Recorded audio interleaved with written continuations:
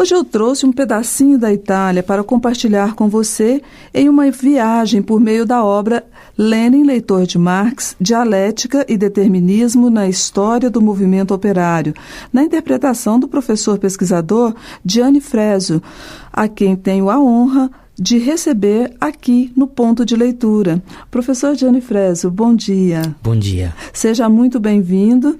E eu estou cheia de curiosidade sobre o livro, sobre você, e creio que os nossos ouvintes igualmente o querem saber. Então, conta-nos quem é Gianni Freso e como veio parar em Uberlândia, a sua atuação na UFO e outros saberes que o leitor possa saber agora. Obrigado, em primeiro lugar, pelo convite.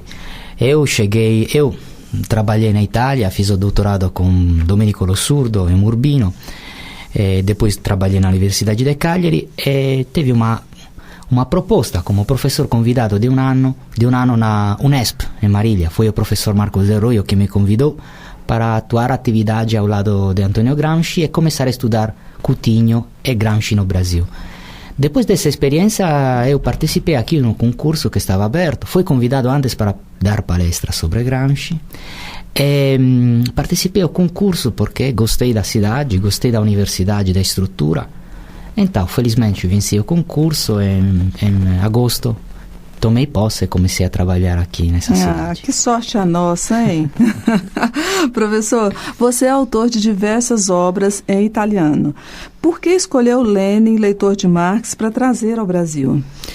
Em primeiro lugar, porque no Brasil não existe a obra completa de Lenin. Só algumas obras traduzidas. Em segundo lugar, porque estamos no centenário da Revolução de Outubro, então eu acho que uma figura assim importante para a história do século XIX seja essencial de ser conhecida. Em terceiro lugar, porque muitas vezes Lenin é pouco conhecido. É um autor que é praticamente bandido das universidades. É quase impossível falar de Lenin nas universidades. Então, sem nos atrapalhar sobre o juízo final sobre Lenin, cada um tem a sua visão, eu acho para compreender as complexidades e as contradições daqueles acontecimentos é preciso conhecer a obra de Lenin. Muitos dos autores que falam de Lenin como um doutrinário dogmático, uma figura atrapalhada nos esquemas teóricos e ideológicos, na verdade nunca leram uma linha de Lenin. Então, eu acho que essa é uma contribuição para entender a obra de Lenin e também a complexidade filosófica de Lenin.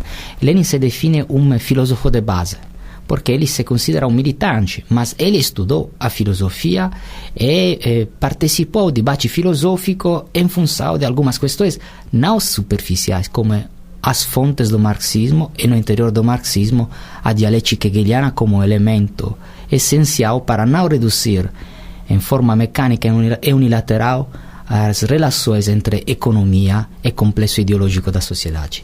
Isso que você disse é muito verdade, porque eu mesmo confesso que quando eu li a sua obra, eu fui surpreendida com o Lenin que eu encontrei, que é um Lenin totalmente diferente desse que a gente vem aprendendo ao longo da história, que nós aprendemos a ver só o lado negativo, realmente. E eu ia perguntar, inclusive, quem era Lenin e por que ele, mas você acabou de me responder, exatamente o que eu gostaria de saber. O fato de Lenin ter vivido no olho da Segunda Guerra fez com que a história o atrelasse aos horrores do século. Como que foi esse apagamento de Lenin nas pesquisas acadêmicas, Mas, em primeiro lugar, as obras mais conhecidas de Lenin e traduzidas, por exemplo, aqui no Brasil, não são as obras mais representativas. Lenin foi um grande escritor, trabalhava muito. Todo o seu tempo, quando estava no exílio na Suíça, por exemplo, estava dedicado ao estudo e à escritura. Muitas obras são de polêmica política, então, para enfrentar a dialética. Por exemplo, a visão de Lenin sobre o Estado é reduzida ao Estado-Revolução, que é uma obra que foi escrita para responder à estatolátria do social-democrata e para não deixar a crítica ao Estado burguês e aos anarquistas. Mas não é a obra mais representativa. Sobre organização se fala só do que fazer. O que fazer foi uma obra escrita para enfrentar a estrutura repressiva do Estado zarista. Então é uma ideia de organização naquele contexto, mas Lenin falou da organização também da realidade avançada do Ocidente, que é uma outra coisa. Então, essa é a primeira coisa. Eu acho que Lenin seja considerado o diabo do 1900.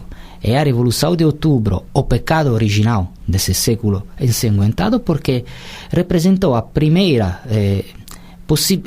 demonstração que era possível mudar as relações político-sociais. Então, todos os acontecimentos que depois se articularam, fascismos incluídos, são considerados responsabilidades de Lenin da Revolução de Outubro e não da história das classes dirigentes europeias.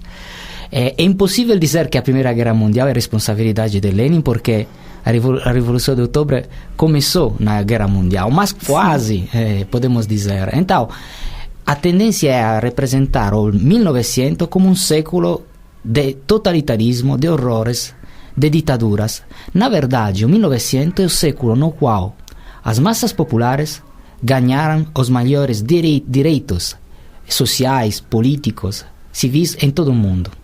Então, uma avançada do mundo do trabalho. Mas é também o século da decolonização do mundo. E a Revolução de Outubro teve um papel fundamental no empurrar, no financiar, no legitimar a luta dos povos sujeitados ao domínio colonial. Então, não é um atraso para mim, mas um avançamento com as contradições de um século assim complexo. Sim. Logo no início da sua obra, você comenta uma possível limpeza ideológica quanto à apresentação de Gramsci. Mas também, não era ele um comunista antes de ser um filósofo? Como se deu essa relação, ou melhor, essa ruptura? Eu não sei, talvez eu não tenha entendido. Então, é representada uma ruptura entre Gramsci e Lenin que para mim não tem nenhum fundamento, nem filológico, nem político, porque se você estuda os cadernos do cárcere, você encontra muitas referências sobre Lenin e sobre a centralidade de Lenin como teórico da hegemonia, e a hegemonia é utilizada como categoria para apresentar o Gramsci do cárcere quase como um social-democrata que deixou a seu ambiente ideológico. Então, Gramsci é um autor muito estudado em todo o mundo, nos Estados Unidos de América, no Japão, na América Latina, na África, nos países árabes. Então, apresentar esse autor, que é um marxista, como é um elemento. Então, qual é a operação que se faz? Simplesmente, se apresentou Gramsci até 1926, quando foi preso e carcerado, como um comunista, então um autor criativo, mas não tanto interessante, e Gramsci depois do cárcere como um autor que teve fome de cultura e que então deixou o seu ambiente universo ideológico. Isso é ajudado do fato que Gramsci utiliza nos cadernos do cárcere uma linguagem menos direta dos seus escritos pré-carcerários, porque está no cárcere, e seja porque é um trabalho mais orgânico e aprofundado. Na verdade, está uma continuidade entre o Gramsci antes e depois de 1926, e seja no primeiro quanto no segundo, Lenin é um autor fundamental para compreender Gramsci. Sem Lenin, sem a teoria que Lenin avançou já a partir de 1918 sobre a diferença do contexto do Oriente, daquele do Ocidente, então a diversidade da articulação do poder na Rússia no 1917, da articulação do poder no Ocidente, onde, além do Estado, está a hegemonia social e cultural das classes dominantes. Sem essa elaboração de Lenin, a categoria mais importante de Gramsci não é compreensível. Isso não significa que Gramsci é Lenin, significa que entre os dois existe um elo orgânico. E isso deve ser, talvez, por serem memórias do cárcere, né, de Gramsci, pode ser a razão pela qual ele trocava o nome da personagem Lenin, né, nos escritos dele. Ou eu Exatamente. É isso, né? Também outros autores têm nomes diferentes e muitas vezes são equivocados. Por exemplo, Stalin, nos cadernos do cárcere, é Bessarione. Poucos não todos acompanham essas coisas, mas na verdade se encontram várias referências para entender tudo isso. Ah, que bom. Para mim foi uma descoberta, né? Uma descoberta atrás da outra, ler todo esse assunto. O homem não produz, está escrito na sua obra, o homem não produz apenas bens, mas ideias e representações da realidade. É no terreno das ideologias, das superestruturas que o homem toma consciência do seu ser social e acontece a passagem da classe em si para a classe em si. Professor, isso é bom ou é ruim? Isso é muito bom. Significa que o marxismo não é uma elaboração filosófica tão ruim e bruta como muitas vezes é representada. Porque muitas vezes temos o equívoco, ou seja, pegamos por bom uma leitura dogmática do marxismo, que é a leitura da Segunda Internacional, do movimento socialista entre o final do 1800 e a Primeira Guerra Mundial, que veiculava Marx por meio de Darwin, né, e das ciências naturais. Então aplicava os esquemas das ciências naturais ao processo evolutivo da humanidade e como se passava como se mudava como homem. Como o macaco muda em homem, da mesma forma se passava mecanicamente do modo de produção feudal àquele capitalista, àquele socialista, por contradições internas às leis da economia. O que é aquele trecho que você citou? Afirmar que o terreno da ideologia não é puramente marginal, mas existe uma relação de reciprocidade entre economia e ideologia. O homem toma consciência do seu ser social nos terrenos da ideologia. As ideologias são terrenos seja de emancipação, seja de governo. Isso significa que, entre as fontes do marxismo, a dialética de Hegel é fundamental.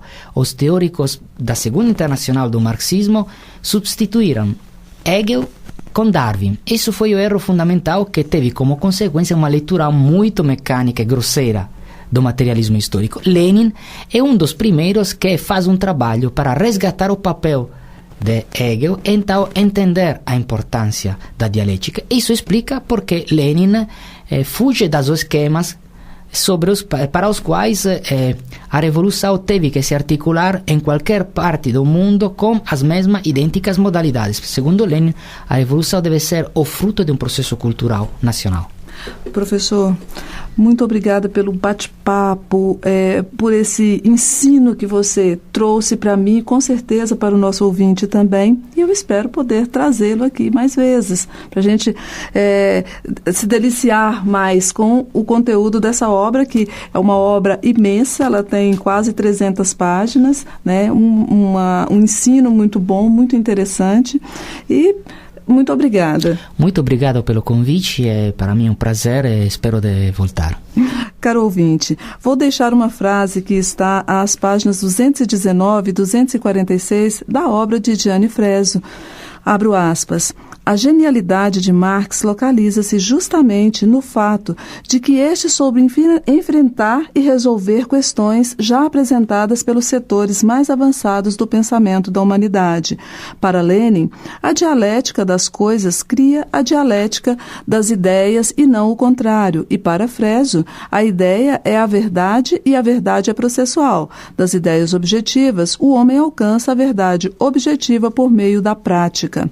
Muito obrigada pela companhia. O Ponto de Leitura fica por aqui. Sou Ivone de Assis, assis555@hotmail.com. Até o próximo programa.